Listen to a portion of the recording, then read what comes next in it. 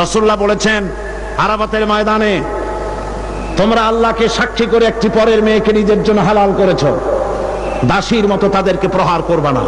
রাসূলুল্লাহ নিষেধ করেছেন। মেয়েদেরকে গালি দিও না, লা তুকরিহুল বানাত ফাইন্নী আবুল বানাত। রাসূলুল্লাহ বলেছেন মেয়েদের গালি দিও না, কারণ আমি মেয়েদের পিতা।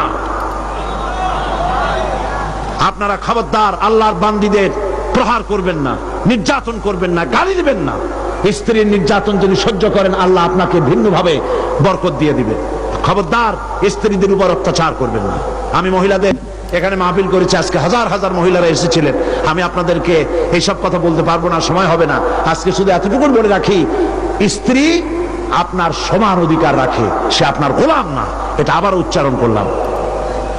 চিরকাল আপনার স্ত্রী আপনার কাপড় চোপড় ধুয়ে দেবে সারা জীবন, আর আপনি একদিনও তার শাড়ি ধুয়ে দিতে পারবেন না, এটা ইসলাম নয়।